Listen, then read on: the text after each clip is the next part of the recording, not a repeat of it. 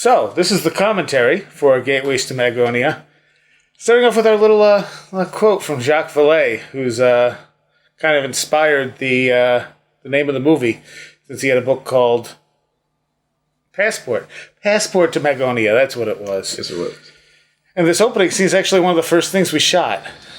This was, I think it was actually the second thing we shot. The Watkins Glen dream sequence was the first. Yep. And this was the second. And this was done at Mount Hope Graveyard in Rochester. Yes, it was. Yeah. Indeed. And you have a River Chicken shirt on. Yes. So this was actually supposed to start with you waking up on this tablet-like gravestone. But when we actually got there, I didn't like the way the tablet looked. It was supposed to be aiming down on you, and it was kind of going to spin out and move out off the tablet. But then we decided to go find one of the ruined gravestones instead. And, I believe that was also the scene where, wasn't there like some animals or something running around the hill there that we started chasing after? Yeah, groundhog. Yep. There's that enormous gravestone or something, monument, with an angel on it. Not that you can see it from this angle. And right here, yeah, you just got bit by a bug. Yeah, this actually happens to me a lot during this movie. And there's EVD pounding on that giant monolith. And this opening scene is completely fiction, unlike some of the other spots in the movie. And I just, with that monolith, I wanted to create something and tried to put it together in a bunch of different movies, and finally came up with it in this one. Yeah, the whole kind of doorway idea. Yeah. Actually, pretty neat. It looks just like the thing from 2001. Yeah. Nice, reflective, and there's a water bottle, I believe, on a tombstone right behind you there. There it is. Yep, yeah. I mean, not that can't happen in other worlds. Right, and I don't actually remember if that was ours or if that was just... Yeah, I don't know. I have no idea. There's no end. You see reflections of you in the thing. That was cool, and EVD did pretty good on this. This was the first thing he ever shot. Yeah, he did good there. He remembered things. He only had 3 lines, and he remembered them. 3 or 4, something like that, but a lot of it was very repetitive, which I think made it pretty easy. Yeah.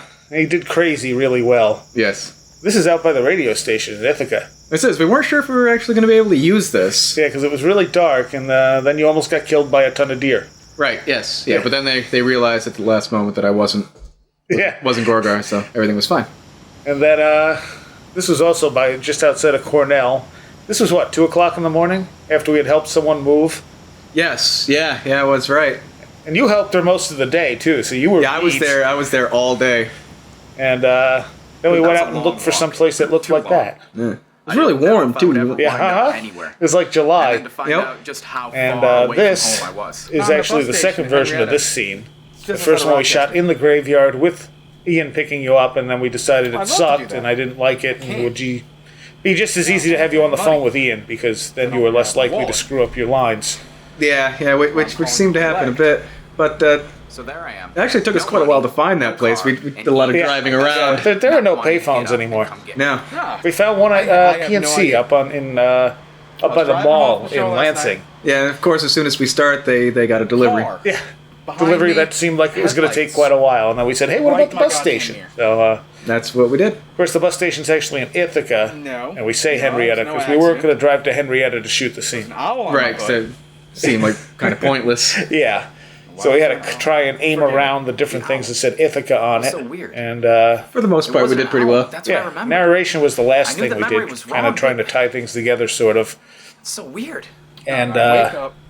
Yeah, I'm in a cemetery. And you got annoyed. The phone kept beeping at you. Oh, it was because I had to have it off the ringer for so long. Kept getting the person, and then the beeping. And drove me nuts. I believe we put a card on there eventually to keep it hung up, didn't we? Yeah, which actually I think you might be able to see. Drug me? Slightly, maybe. This was also like, what, 2 o'clock in the morning? 3 o'clock in the morning at this point? Yeah, and wasn't it right after we finished shooting this, a bus pulled in? Yes. Yeah, we were pretty lucky with that. The buses, we timed it right unintentionally. I'll be here. And not going anywhere else. It really is amazing how few payphones there are around. Oh, I know. We were looking for one out in the middle of nowhere, and they just didn't exist. No. No. But yeah, that's the Ithaca. It doesn't matter much to me if you believe this. Station. It's my story. And it's what happened. Again, originally it was Ian picking you up instead of you calling him. I can only tell you what I It experienced. just worked out easier that way. Or maybe I think initially it was a cell phone you called him on, and then he came and picked you up. Right.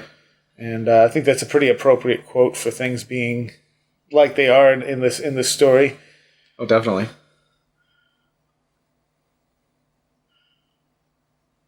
And this part, this is the second version of this. You can see the first version, I believe, in the deleted scenes. And the first one went on way too long, and we had a bunch of lighting problems, so we redid the entire thing in a shorter version. And you have two heads. Yep, yeah. Things seem to flow a little bit better with this. What was that? Shortened it up. Yeah. And there was we did the original one at your apartment. Yes, yep. And that very limited space and limited lighting. Yeah. And I doubt most people even noticed your glass of soda sitting there. And everyone gets freaked out. You pull a knife out of nowhere when they see it. Yeah, and actually, strange thing is that I actually keep a knife in my apartment, right? Where it's very easily accessible. I see. And so the original, the searching went on a lot longer, and it was a lot more stuff you looked through. This was nice and quick, and added the narration in to explain that you had the knife because you're being paranoid because weird things keep happening. Right. Which is fairly common for people who experience UFO encounters and stuff. Even if they're not aware that they're experiencing, they start getting paranoid and do things like check the house or keep weapons near them. Such a horrible feeling. You can never feel Obviously, safe. at this point, you know things are going on, but you don't know what they are. Right. And then your soda mysteriously disappeared. It's one of the poltergeist-like things that often happen in UFO encounters. My soda's gone. Yep. Which leads into the greatest opening to a phone conversation ever. Yeah, that's how you should start all phone conversations, really. My soda's gone. Yeah. My soda's gone. And that's actually your phone. No, it's Yes. Yeah, that one's fine. Sometimes it's my phone because you didn't know where your phone was. There was somebody in my room. Things keep vanishing on me. I can't explain it. It's just... No. It's also my Crisis shirt. No. It is, yeah. No, yeah, there's because no way You didn't bring a change of clothes. I didn't know I would Just listen. be doing multiple scenes. Yeah. This is actually my house. We shoot this in and pretend it's your house. Yeah. Right. And that light back there is really bright. I like the way the blue fades in. Oh, yeah. Of course, Lovecraft, even though it's not really a Lovecraftian type story, some of his quotes were just very perfect for what was going on. Creepy man.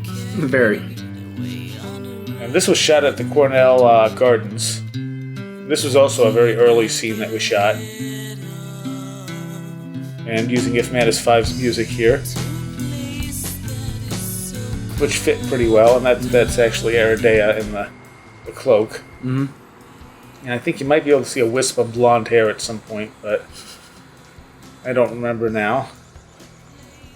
And this was kind of inspired by something at A Hunt for the Skinwalker, where the researchers had seen a doorway appear, and they were watching it on I believe it was an infrared camera, and suddenly one of them literally in his head, "We're watching you," and it freaked him out to no end.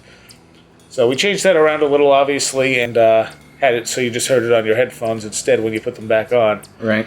The music slowly fades out, even though you hear it initially when you take the headphones off.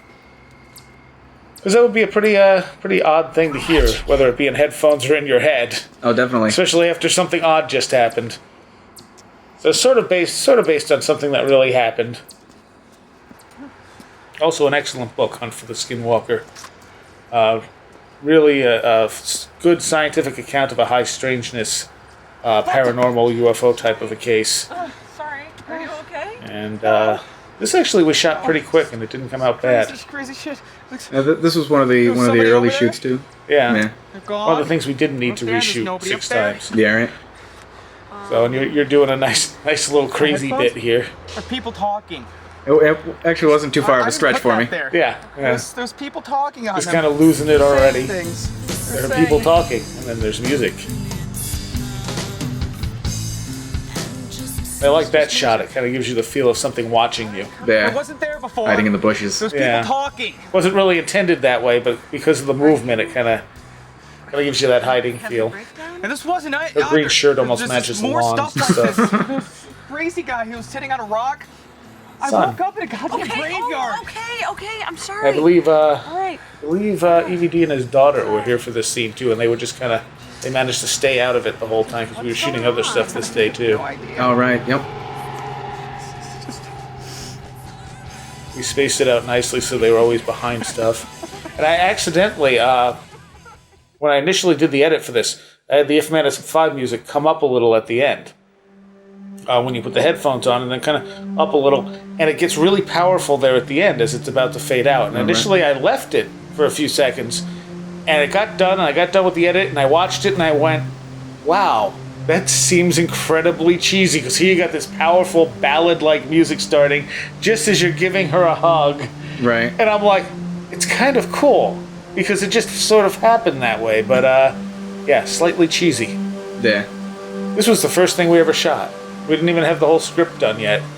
No, we didn't. And this was at Watkins Glen. This was the beginning to almost 2 years of endless stares for me. Yeah. It was actually up closer to a year and a few months. Yeah. Lots of stairs, though. Yeah, lots of stairs, up and down. You didn't walk up and down much here. Oh, wait, yeah. That's all that was there was stairs. Yeah, pretty much. A few miles worth of park and a lot of stairs. Yeah. Your hair is much shorter, too. My hair does change length through this as it goes. Yeah. Luckily, not within the same scene. Right. And this was a good day to go, too, because there was a lot of water. Sometimes it's really Dry. dry, yeah. So we did this, I think, in June, I believe. It's right around there. Early June. Yep. And it's sort of a dream, but at the same time it has connections to what's going on. When you get to the end, you have the statue there. Right. And the music was all done by Crypt Molesque. That's how she wants it said now. But the credits are at the end for that. You can check her other stuff out. She's involved with quite a few projects that are really cool. Yeah. And she also did the little different mix of music where she put the especially likely sloth to this, and it was hilarious. It fit. It fit beautifully. Very funny. And that's elsewhere on this DVD or online here, depending on where you're watching it. And more stairs. Yes. Good thing you're not an asthmatic smoker. Oh, wait. Huh. Yeah. Good thing it doesn't affect me. Yeah, well, that's true. And here's the little frog that for some reason every time we mentioned it, I called it a monkey. Yes. Yep. No idea why. It was just a monkey to me, I guess. Yeah, which leads into a one blooper. of the bloopers Yeah. with me calling it the monkey. Again, I had gotten this just at Wegmans or something one day. I just looked at the thing and went, that's creepy. Almost looks Lovecraftian. A little frog creature playing a violin. Works great in your front lawn garden or as an object of death. Right. It's not really an object of death. Again, that's a common thing you see in high strangeness UFO cases where they'll show someone something and say, if you touch this, you'll die. Don't touch it. They'll put it down.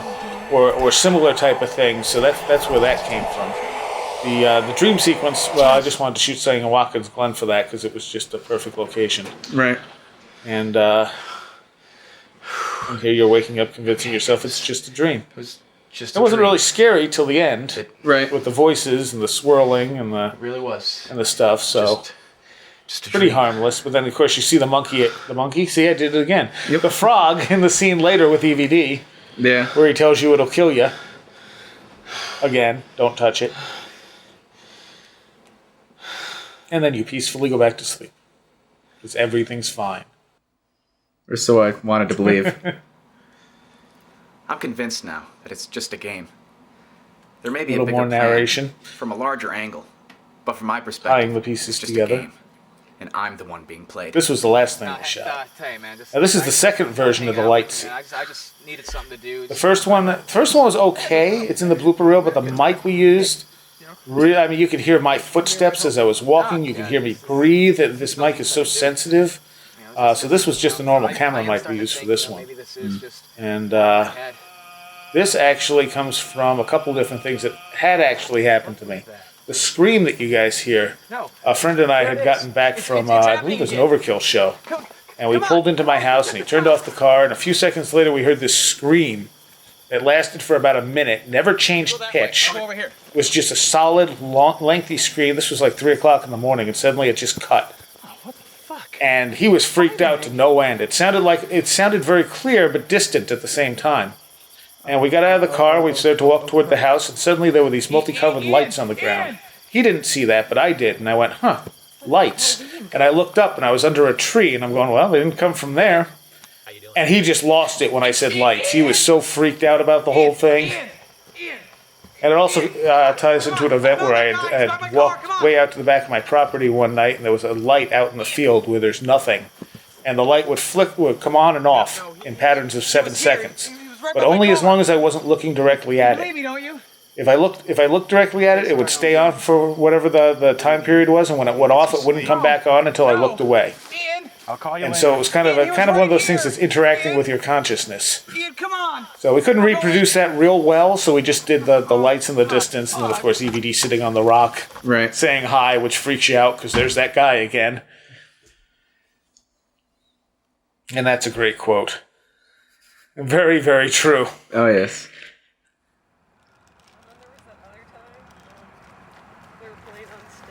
And here you're talking about when you actually got busted open at a Divinity Destroyed show. Yep, yeah, several times. Yeah. Well, that was which guitar shot was that? That was the acoustic. Was that what she was talking about? I think so. Might have been, well, if the acoustic was the Punch Drunk Monkeys performance. Right, yeah, just because got hit, dropped it, and then Mark picked it up and assaulted me. Oh, with it. right, okay, yep. You cut up your arm. Get something to show you. Hey, that could be seen on, what, the Extreme Soundscapes DVDs? Yes, Yeah. yep. To show you. This is actually shot at Cornell Arboretum, You still on the phone? which was a really nice location as well. Come here.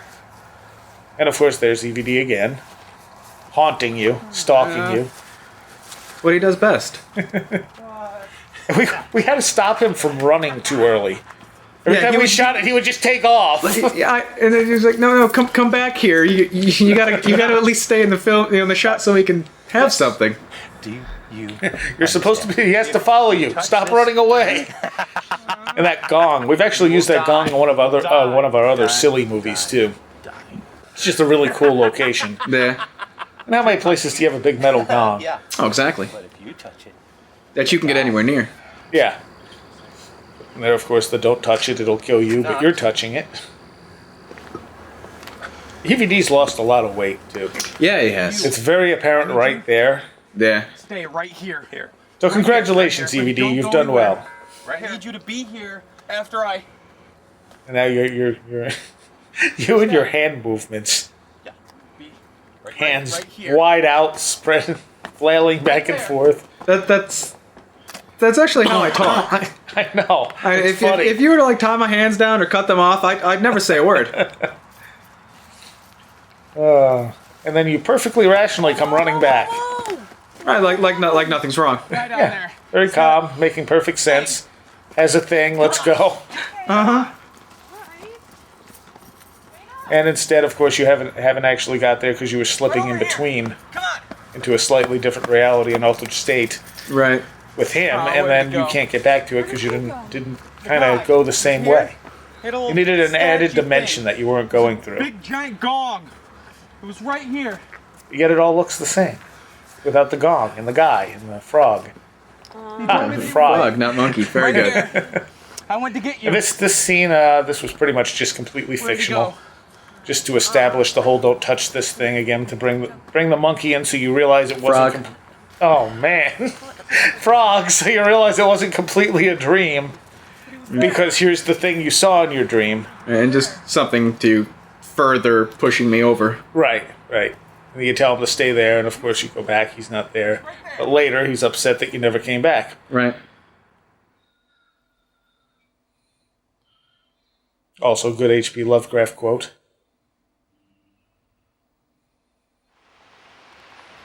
I know I should And have gone there. this Something bad's thing gonna was happen. shot in so many Something bad pieces. always happens. It was, and it was. We did this right here. Well, we Never filmed been the there opening for before. this 3 different times. Right. The first time, what was wrong with the first Come on, one? kid. I think your acting was just real bad on the first one. Right. And then the second one, you had your hat on. Right. So we had to go back and. Was it hat or jacket? What did you leave on? Might have been the jacket. I think it was the jacket. It was the jacket. You left on. And that, That's right, because I was complaining about having to take it off because it was cold. It was cold. It was one of the last things we shot, and it was literally like 40 degrees out. Yep. And this was from the first take of it. And the original take didn't involve Jen, but it involved Jessica instead. Right. And we couldn't get Jessica to redo it because she's hard to get a hold of, and so we went with Jen, who actually made a much better sort of alien sort of consciousness anyway. Yeah. This is the Chimney Bluffs. That's Lake Erie, I think? Erie. Erie, Ontario.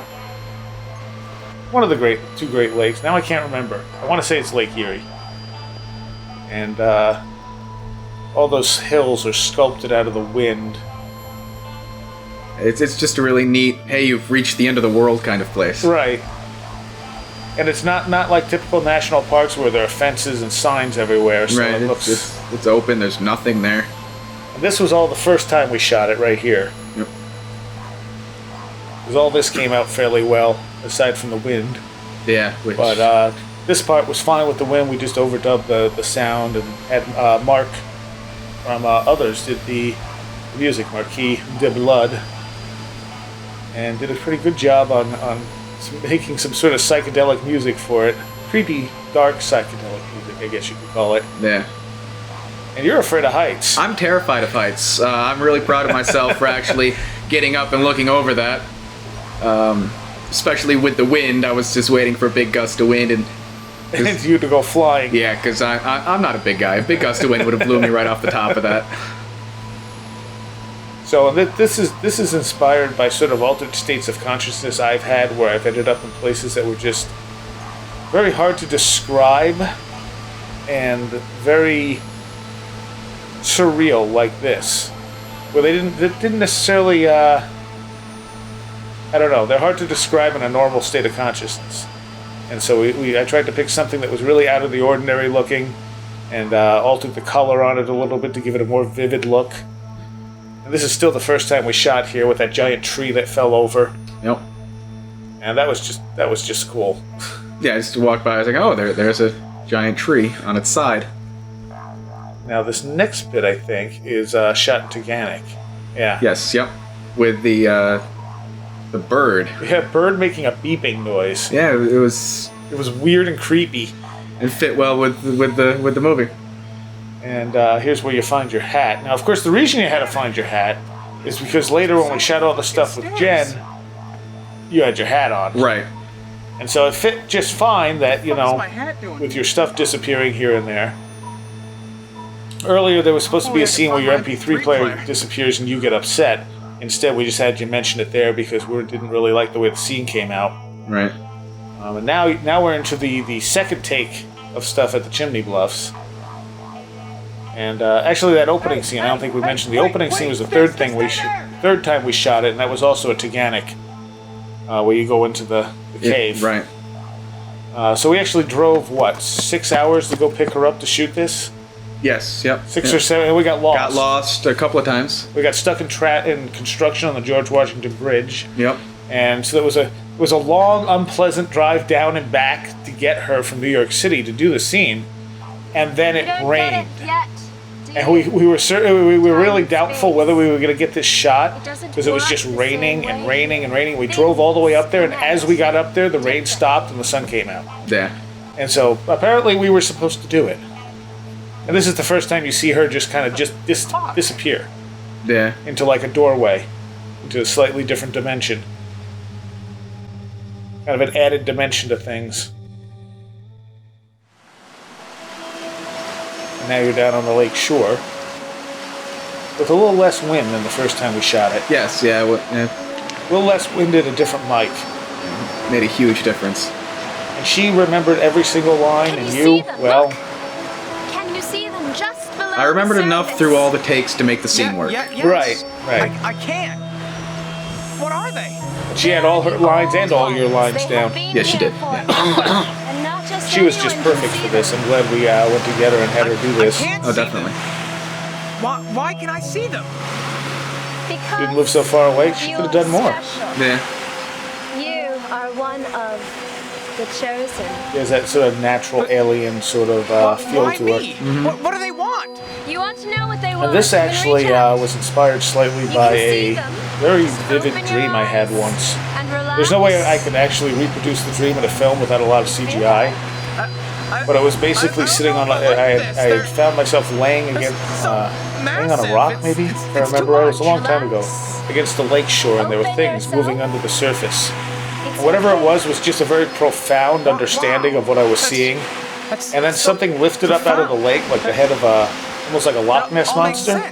Except instead of looking like a physical being, it was all like waveforms. And as I reached out to touch it, it disintegrated. No, but And all the movement under the water stopped. It's not something I'm gonna forget. And it was a really profound sort of dream. And so I kind of converted what that was into this. What? And then suddenly you don't remember all of it. That's also something that happens when you experience a lot of altered state of consciousness. Sometimes you'll have something that it's just so profound, it's so obvious to you in that altered state. And when you come back to a normal state of consciousness, it's there. You just can't. You can't access grasp it. And it's the most frustrating thing in the world to have that feeling of such profound, oh wow, I actually understand this, and then to come back to a normal state of consciousness and go, huh. Oh, where did it go? How could I possibly not remember? Now, the knocking is actually a fairly common thing after people have had UFO experiences. Again, falls into that poltergeist category. And here you're looking out, and the knocking came from... I actually used the knock from above. That also was inspired from Hunt for the Skinwalker. As they were talking about, some of the knocking sounds would come from above, and they'd see black objects floating up above. And you just have the thing floating off in the sky over there. Right. Which is enough to make you go back inside, I think, reasonably. Oh, without a doubt.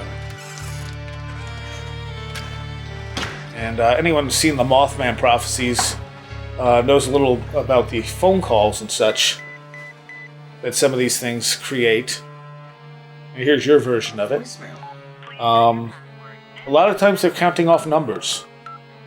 And so what I did is I mixed some actual what are called number stations, which are believed to be spy communications, along with some background noise to create your little weird experience here. And of course your phone never rang. Right, which is what gets me. You get a voicemail without a ringing. And I've had a number of weird phone calls myself, but nothing quite like that. And this we only took, what, 18 times or so? I think so. Before we were happy with it? Yeah, just getting all the angles and everything down right. And we kept going, wait, it'll look even better if we... And right here you can see a slight color change, and that's because this was shot on a completely different day. What's going on? And, Ian? would have been great if we had Ian for the time we shot the full version, but we could have didn't. just done it all together. And then the coloring would have looked a little better. He looks so creepy there. Yeah. Kind of that doppelganger just standing on your door. And you kind of know, so you call to make sure before you take drastic action. No, yeah, Ian, Still your are phone. you outside my door Yep, right now? still my phone.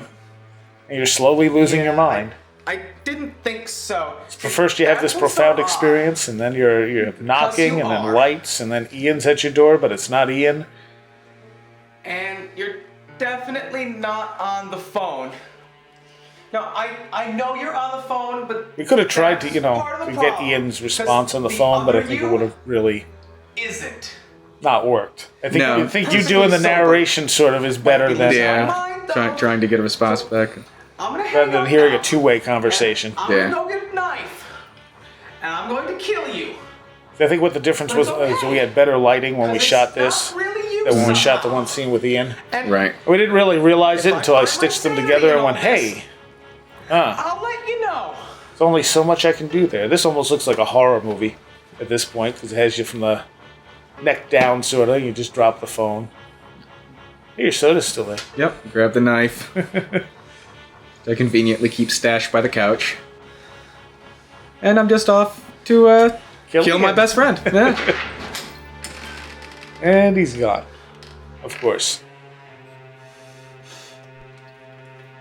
Not The there. table thing we kind of ad-libbed here. Yeah. We had, I think, put the table away and went, oh, we need the table. And then we thought, hey, wouldn't it be cool if the table disappeared too? Fuck is my Yeah, table? there's little things throughout that just kind of popped in. So more and more of those things disappearing. And really sets you off. You were really hyperventilating here. I'm gonna play some video games. Yes, I was. I'm gonna go to sleep. And Because at this point, what do you really do? everything's going to be fine. You don't want to go back outside. Oh God, no. And it would have helped had you turned on the TV. need to turn Or on the the video TV. game system. Yeah. I mean, I'm sure if I was actually thinking rationally at the time, I would have realized, remembered to do that. But I was in no state of mind to actually come up with, oh, I need to turn this stuff on before I can use it. On the shore. It And of course, all this was, all that music was done by Marquis. Distant, Nope. unreachable. Also in the band Others, Like my brain couldn't make sense of which it sounds in this nothing reality. like what he did there. And No. it's very disconcerting when you can't remember what the last thing you remember is. I forget what's coming I got next. used to this, I think, to an extent. It didn't make Yeah, we'll it just have any to less confusing. watch and find when I out. found We'll find myself out in the a middle of moment. Conversations I was obviously having, yet not knowing how I got there. Do you know how long The car scene. that gong for you? Wow, we were in this car for what, at least a half an hour? Half hour, about 45 minutes, just driving around. I'm in my car. That's not what I think this is the first time we realized the Where the hell DVD is couldn't he? remember anything. Waited, Yes, yep. waited. No, you didn't wait. I And went back this there. You were was gone. also the first time I waited we there. realized that I could remember everything, No, I went Yeah, right yeah. back When to it- the same spot. and then not remember anything. You know how to do it. Yeah, what's with that? Know how to do what? Go. I don't know. From here. Apparently, I can only rember stuff with certain people. Yeah, apparently. I have no fucking idea what you're And talking if girls about. are whispering in your ear, you going to find might as well forget it. Oh yeah, yeah. There's Because not a you chance came there. here. We are The, in this between. this whole thing That's was where he actually inspired hides. by a really creepy dream, and You don't get it's not really No, that different from what the fucking dream clue what was. I you're woke up, talking I suddenly found myself in a car Wow, you're an with idiot. someone like that in the back You seat, make me look like a genius. and there was a man in black Why driving are the you car, fucking with me like this? and they said we're going to see the Shadow Man. We're here. And I had no idea what he was talking about. And the more I questioned things, the less of a good answer I got. And suddenly we pulled over and we cut through a whole bunch of people's backyards with the crazy guy going, "Come on, come on!" And we snuck into someone's house, and he's going, "We gotta find the Shadow Man. We gotta find the Shadow Man." And I look, and I'm looking around going, Where are we? Is this someone's house? What are we doing here?" And then I saw someone sleeping in the bedroom. And they started to stir, and I went, "Oh my God, we got to get out of here." And as I turned around, the shadow rushed over me, and I went, "Oh, I see him." And I woke up with a start when that happened. It was just a really creepy dream. Both because I was creeping around people's backyards and into someone's house, and the fact that this shadow thing just overwhelmed me and woke me up. So not entirely different from what happened here, except this isn't entirely a dream in this version of it. Right. In some version of reality, this is actually happening to you. Gotta find the Shadow Man. Why? Because I just don't really know where. Right. Because you just kind of got stuck into the middle of it. This is the other part of my house. Yes, yeah. I mean, your house serves as like 8 different houses. Yeah. And of course, you're disoriented and not quite in the right reality, so you don't realize whose house it is. Right. And now you do. I know where we are. And it's time to hightail it. And then the shadow coverage. You mean that?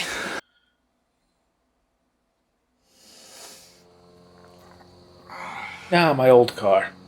Yes, which as the movie went on, the car ceased to. To exist. Yeah, so we had to find ways to not include the car in the rest of the movie. Well, I think we had most of the stuff shot with the car already. Yeah. The light scene earlier, you didn't start the car because the car wouldn't start. Right. I love that car. Paid, $200 for it, Yep. thanks to you. Yep. And got about 40 miles to a gallon. And was very reliable, but it was rusting to pieces underneath. So it just got to a point of not being worth fixing the few minor things that were wrong with it. Yeah, it's my house in the distance there. Yep. Yeah. Yes, it is. I think it would have been cooler had the corn been there at the time, but maybe it works better because it's not. I rushed into the corn, and then I wake up, and there's no corn. There's no corn. That was creepy.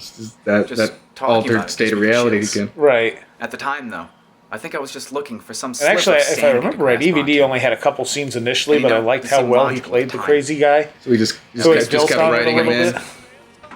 Okay, ready? And this Joke, scene, isn't it?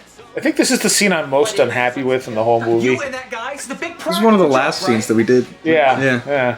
But you had such a hard time remembering anything Right, that took me to you're your you're house in the middle normal. of the night Normally, last you can night, act but you didn't have angry anything to do with really, that, really would you? well, and that's what I wanted you to Could've do. been I some wanted you to plot, right? flip out and completely lose it, but you couldn't remember more than about I think half a I needed line, something Right. more rational. as you can see in the blooper reel. Yeah. And that was more So rational. you never really got that momentum going Drug me to or really something? yell at her. Yeah, it started and then drizzled off, which in turn made me more frustrated, which meant that I couldn't remember the lines.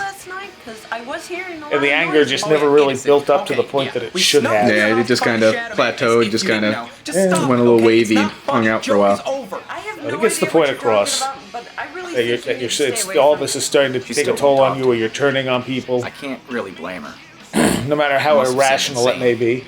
actually. Because you're not really dealing with a rational thing that you can figure out at this point.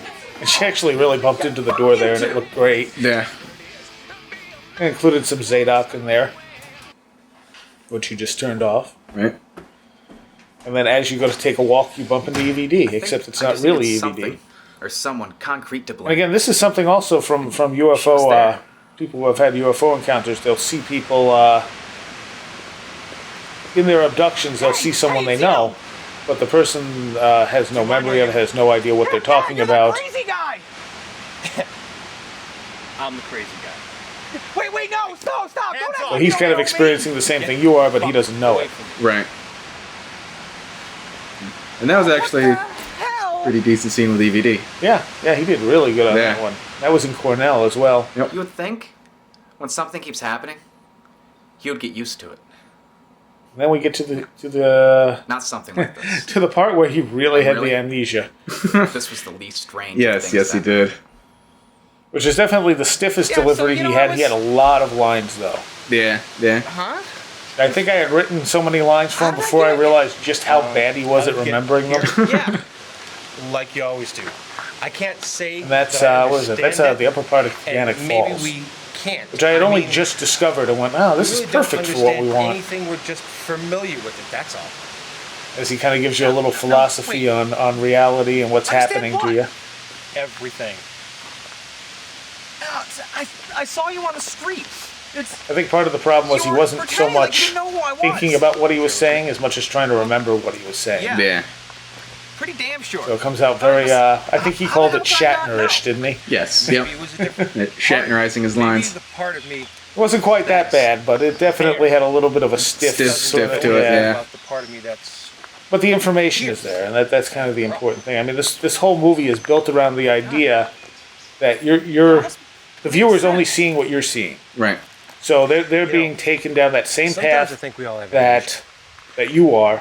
That a lot of don't people know who where have we all extensive really come paranormal from, experiences or get what taken this down, all especially really if they're is. not there's probably a lot intentionally more out creating there them, if than they're not anyone is seeking them ever out. able to Right. perceive, And it you know? tends to take you down a lot of dead ends and then throw you in a different direction. And just when you start to think you're piecing things together, it pulls the rug out from underneath you. It's basically it's like a trickster phenomenon running along the whole time. And what's interesting is I just heard about a case. I mean, you just wait. You're suddenly aware you're driving the car. And obviously, you were conscious in some level on driving the car, or you would have driven off the road. Right. And I just heard of a case of a police officer who had seen a UFO, and there was a bright flash of light, and the next thing he knows, he's suddenly aware that he's driving down the road. I'm okay. And we have it kind of in the opposite order. Right. But I thought that was kind of interesting. Where in God's name I am? And this here was actually based off of, I believe it was in Tennessee or Kentucky, somewhere down there. It was also from a police officer back in the 60s, driving along, and that's what he saw. A man in a tinfoil-like spacesuit running along the road. Person? And he passed by him, and he thought, what the hell did I just see? And he stopped, and he turned around, and he came back, and the figure was frozen, standing still on the road, just like, that's actually Keith. doing that thing, made the suit and everything for us, and it's his house right there too. Yep. And so that's what he saw when he came back, and the guy and the creature or the being had run into the woods, and he got out of the car and his car stalled, but he actually saw a UFO, an egg-shaped UFO, rise up, float over the road for a few seconds, and then just kind of disappear. Come on out here. Where'd you go? And this was one of the more fun scenes to shoot as well. Yeah. And so those are two powerful lights that we have. Yeah. It took a little driving around a little bit too, just to wind up back at Keith's house. Yeah, we're looking for a more desolate location. Where'd it go? There it is now. Just kind of disappears in the woods and appears on the road. The thing about UFOs is they have a tendency to disappear. Right. They don't tend to shoot off into outer space. They don't tend to, they tend to just blink out. Just vanish. And a lot of times when people are initially describing it, they'll say, well, it shot away. And when they're asked for more detail, they'll realize they didn't really shoot away. They just didn't see it anymore. So they assume it shot away because that's what it's supposed to do. Right. Kind of hurts the extraterrestrial hypothesis there as well. The lighting there was just nothing I could do about it. Yeah, that's your new car. Yeah. And then you come in, kind of frazzled about the whole thing. Don't remember leaving, but here you are back home again. Yep. Yeah, trying to wrap my mind around and get a handle on what's been happening.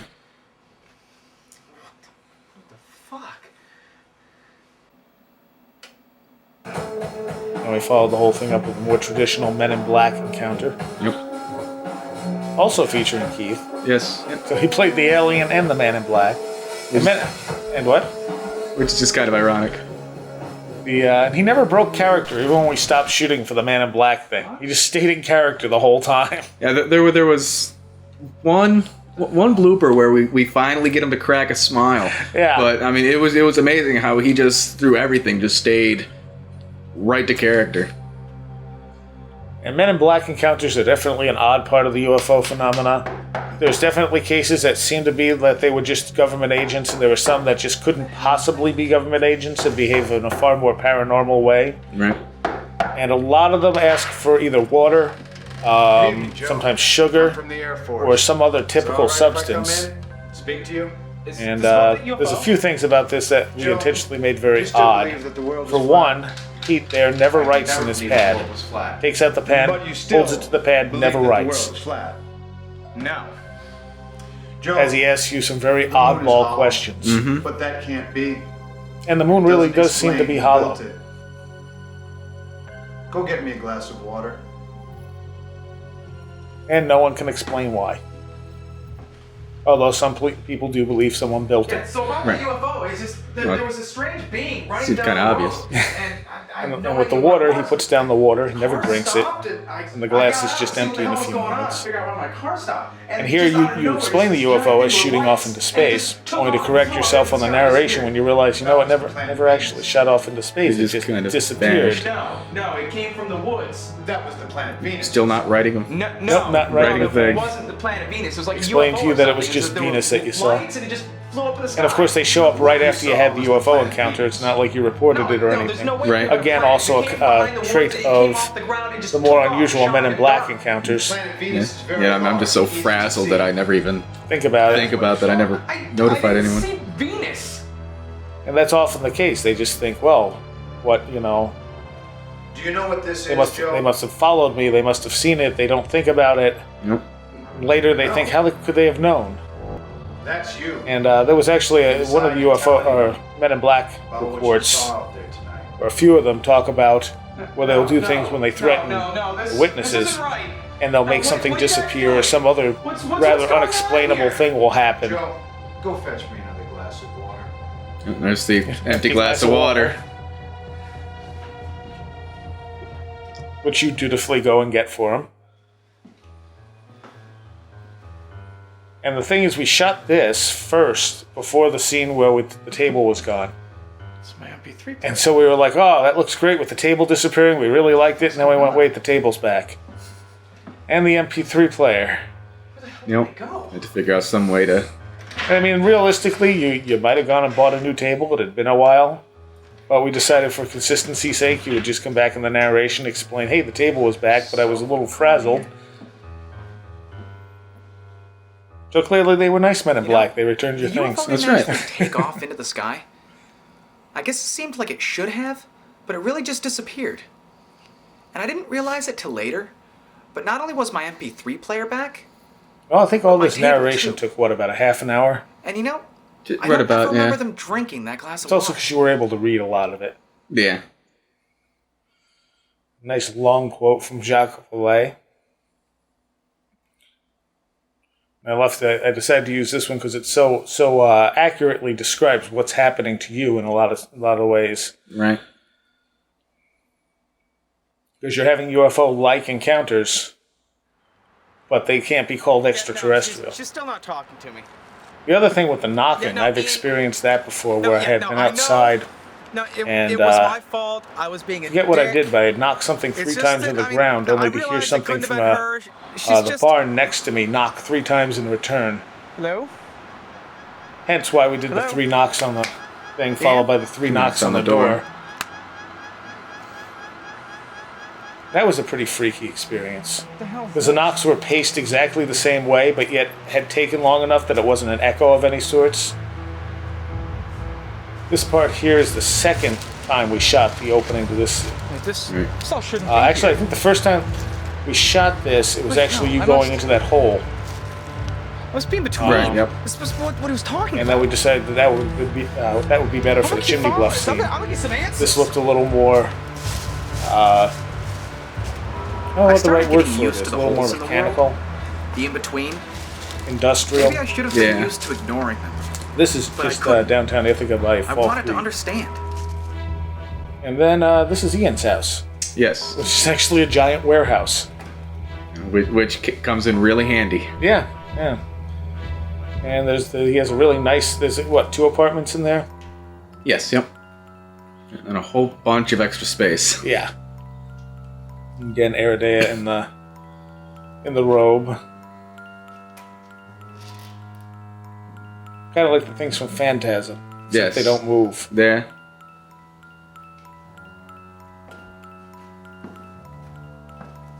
And this is was this the second time we shot this scene?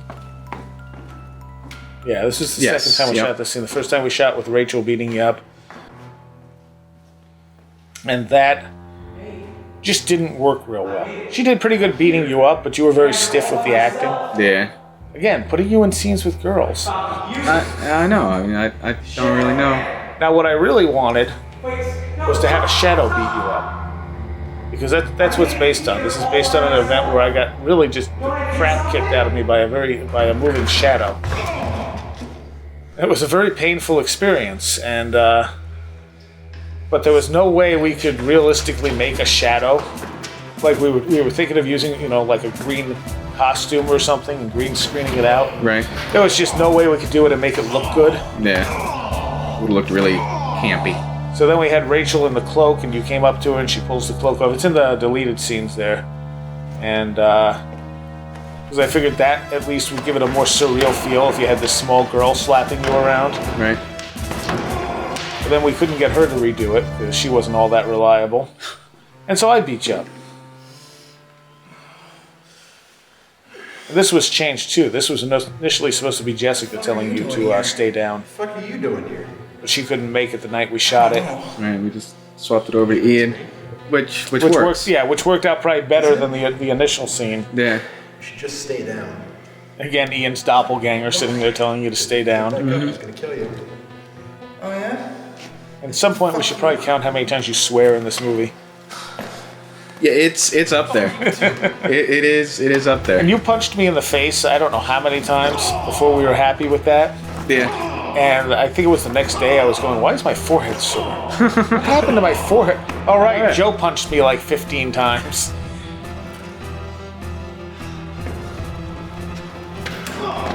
And into the forklift. Which just happens to be there. Yep. Because it's a The warehouse. warehouse.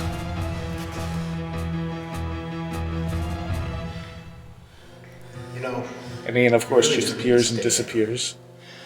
Long enough to tell you what to do. What's that? well, Obviously, And you've heard. of course, I don't listen to him. Fuck you. Whatever. If you get back up, you're gonna die. Yeah, why didn't you right? listen to him? If I touch the Why would I statue, listen to him? I'm gonna Yeah, die. good point. If I So get back defiant. up, I'm gonna die. But maybe that's what they Why want. are you Did I even know that was him? doing this to me? Did I not know that was him? 'cause But you it's not obviously his just doppelganger, can't- really. Just Ian stay doesn't there. know what's going on. Ian's yeah? at home or something. Watch this. This is all some grand trick being played on you. Or maybe it's not. You hit the power bomb that almost killed you. Yes, yeah, that took quite a few takes too. Yeah, two, I believe. But I think the first one there is the one that hurt your back. Because I didn't land flat on it. I ended up putting my back right into the corner, Yeah, yeah. which just kind of split me in half. And then we found out that we could actually knock the door on Door there. open, yeah. Well, I think we had set the door open the first time, and I dropped you on it so hard that it dented it in and the door didn't open. And the first time we did this, he just dragged you along the floor, but then you were wearing this jacket and you didn't want it to get dirty, and then somewhere along the line it got ripped anyway. On the filing cabinet. Yeah. And he just happened to have a coffin. I don't remember how the scene was supposed to end initially, but he's like, I have a coffin. And we're like, really? Yeah, we saw it when he told us about it when we showed up. He's like, you know, I've got this coffin laying around. All right. And Marquita Blood did all the music for that scene as well. This was not the original ending to the scene. Originally, you woke up at your kitchen table. Right. But at some point, we had shot that, and I didn't like it, and I wanted to reshoot it. And I said, wait, why don't we... I just had this idea. You could wake up in the graveyard and fall down the hill. And then you're not sure if you're hurting because you fell down the hill.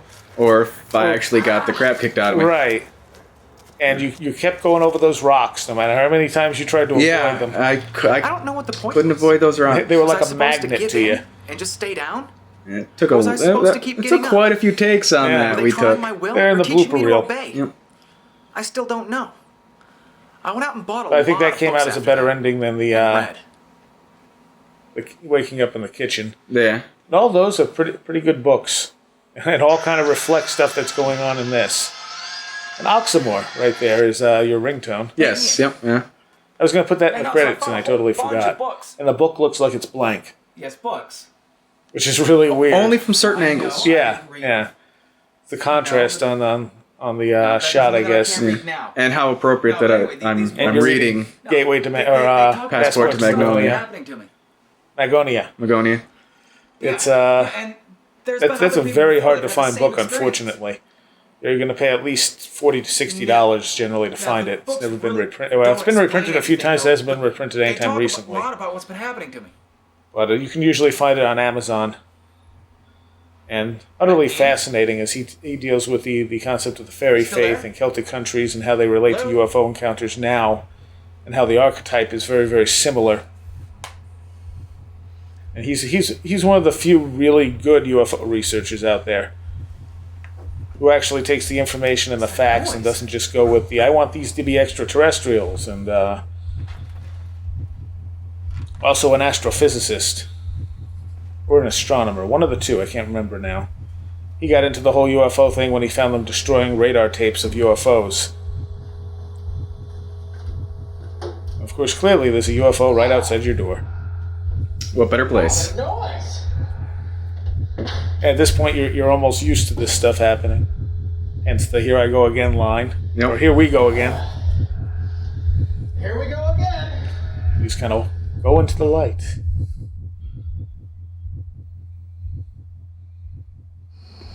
You find more stairs, Of course. Where are you again going? in an altered state. Up the stairs. Are you sure you want to do that? I mean, you don't want to be stuck. And this kind of replaces the initial last scene we had with Jessica. Again. Much shorter, We met somewhere and before? Jen's far Somewhere. creepier about it all. Yes. I did call And you. the initial end to the movie had Jessica kind of just not really Did you explaining leave me things that to you, phone but trying to message? give you Because it a wasn't there different when I went to play perspective for on Ian. things. And it was about Yes, six because it was minutes of never just on the phone. dialogue, You couldn't tell. and it's in the deleted scenes.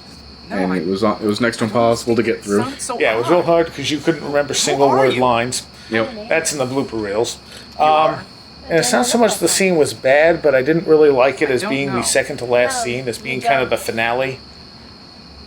It just seemed like a really dull sort of finale. The fight scene now kind of becomes the finale, and this is sort of the epilogue. Right. Should go. And of course, Jen doesn't really explain anything to you. She just encourages you to go down the stairs. But you don't know if she's trying to help you or not. She seems like she is. But again, it could all just be a game. And that was the first quote. I said, this has to go in the movie. And then you wake up at the monolith. And initially with Jessica, she told you to go through the door. No. Go outside, and one question will be answered, and you went through the door and walked out of the monolith. Right. Fuck you. And of course, now you're in the same position that EVD was in the beginning. So you've kind of made a full circle, and you don't know anything really more than you knew before, other than the fact that what's happening to you is real. You're not going crazy. Fuck you. You know, no one's playing a joke on you unless it's, from a much wider perspective. Everything Right. because of you. I'm not crazy. So the only answer you ever get in the movie is that it's real, and you can't. It's a lack of defining what reality is. I get it. Now just stop it. Ian's gonna be pissed I mean, we off. take when I reality come for and pick me up granted. again. Fuck And once you you start having enough Whoever you paranormal or are, odd experiences, whatever you are. realize that you can't explain it because it just doesn't. You don't understand reality enough. What the hell? We have our small Leave me scope alone. of reality that we Stop understand, it. and it's What do kind you of a want from narrow me? Please, just beam, and there's so much stuff find around the someone else. peripheral and further out there that Please. we just don't grasp. Why would there be reception? So when it intrudes into our reality, we try to come up with explanations, whether it be I can always call extraterrestrials, whether it be hallucinations, hoaxes. In would be easier. And now you got to take a long walk again. We've come full circle back to the beginning. Full circle with and all you've learned is one very important thing. It's real, but you still don't know what it is. Right. Or what's been happening to you or why.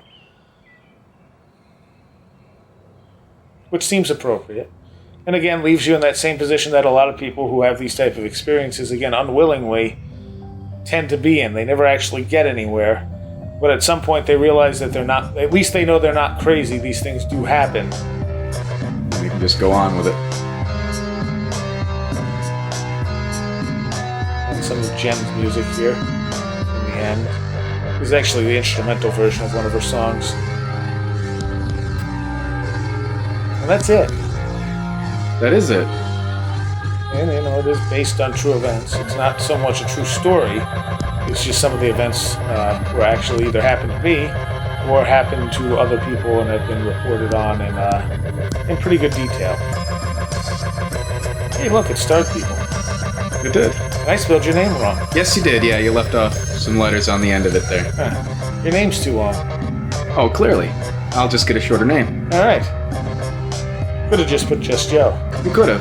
But, That's what I told you to do. Yeah, but I figured it would be better to put your full name. And then you screw it up. Right. No one will ever know. Of course not.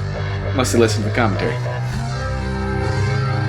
I had no idea how to describe the parts Genevieve played. Since very few people are listed by name in this movie. Yeah. I think actually you and Ian might be the only two, and me, you called me the Shadow Man there. Right.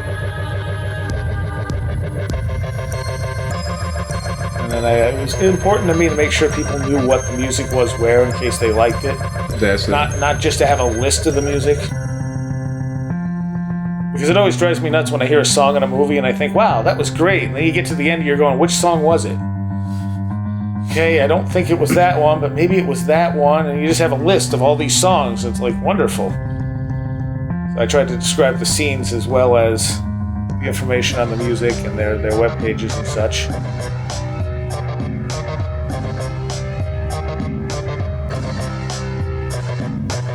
And that's Genevieve's band. Not so much a band, it's really just her. Space Farm is Keith's band, who played the one man in black, the alien running down the road. And it just seemed appropriate that right in between the UFO scene and the Men in Black scene, you turn on the TV and there's Space Farm playing. You know, Initially, we did it with Jessica with her band Missing Marcus, Right. Yep. which is, I believe, still in the deleted scenes. You can hear that play, and then she knocks, and then it goes out, and she knocks at the door. There's just information on Passport to Magonia. Jacques Vallée. And of course, John Keel is the author of the Mothman Prophecies and a whole ton of other books. And The Trickster and the Paranormal is also a phenomenal book talking about the trickster phenomena, which explains more than you might think. And that's it.